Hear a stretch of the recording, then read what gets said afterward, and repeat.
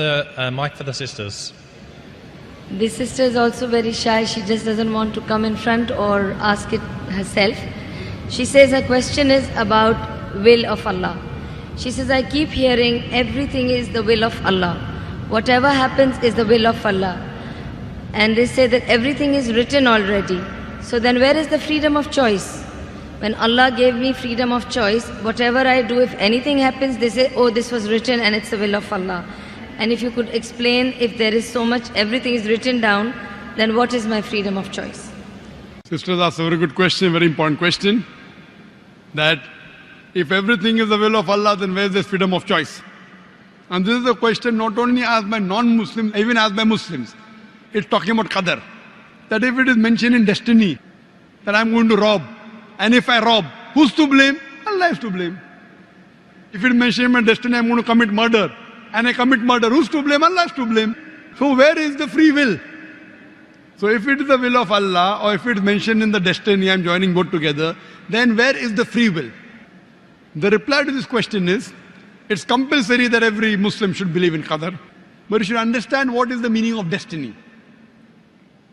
For example, if suppose in a classroom, there are 100 students, and when the teacher teaches the students in the classroom at the end of the year, before the examination, the teacher predicts that this student, he will come out first class first. This student, he'll get second class. This student, he will fail. The teacher predicts why? He knows that this student is very studious, always does homework, does extra studies. This average student, second class.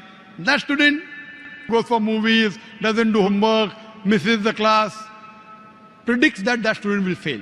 Now once the examination takes place, after the results come out, this student gets first class first, this student gets second class, that student fails. I'm asking you a question.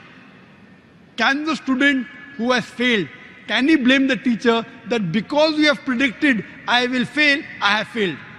Who's to blame? The student or the teacher? Who's to blame, the student or the teacher? The student. The teacher predicted. Who's to blame the student? He did not study, he did not do his homework, he used to go for extra movies. So similarly, Allah subhanahu wa ta'ala has given the human being the free will.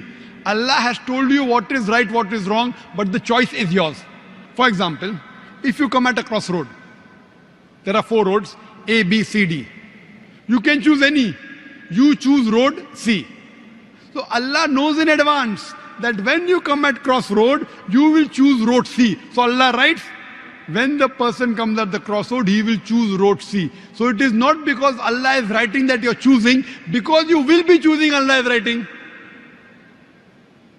It is not because Allah is writing that you are choosing road C. It is because you will be choosing road C. Allah is ilm ghaib. He has knowledge of the future. He writes in advance. Now after you choose road C, you come at another crossroad, 5 roads, 1, 2, 3, 4, 5. Like after you pass the 12th standard, you can become engineer, you can become doctor, you can become businessman. You choose to become a businessman. Choice is yours. But Allah knows in advance that after you pass standard 12th, you will choose to become a businessman. It is not because Allah is writing that you are becoming a businessman. Because you wanted to become a businessman, Allah is writing in advance. And what you understand here, that if Allah wants, He can easily change it. For example, if in a classroom, in the mathematics examination, the teacher gives the paper 2 plus 2 is equal to how much? Now why she is supervising? The student writes 2 plus 2 is equal to 5. The teacher will not correct, the teacher can correct. But if the teacher corrects, you will say the teacher is unjust. If teacher says, don't write 5, write 4. All the other students will, this is examination. Why are you interfering? So if Allah wants, He can change. But because He has given you free will, He is letting you take your decision. So this life is a test for the hereafter. As Allah says in Surah Mulk chapter 16 verse number 2, Alladhi khalaqal mauta wal hayata. Alladhi khalaqal mauta wal hayata. It's Allah who has created death and life to test which of you is good in deeds. So this life is a test for the hereafter. Allah has given you and shown you the rules, what is good, what is bad. Then He's given you a free will. It is your choice. Allah does not interfere in your free will. He can if He wants. The Quran says, not even a leaf can fall without the permission of Allah. So whatever happens, happens with Allah's free will, but the decision is yours. And based on that, you will be rewarded or punished. Hope that answers the question.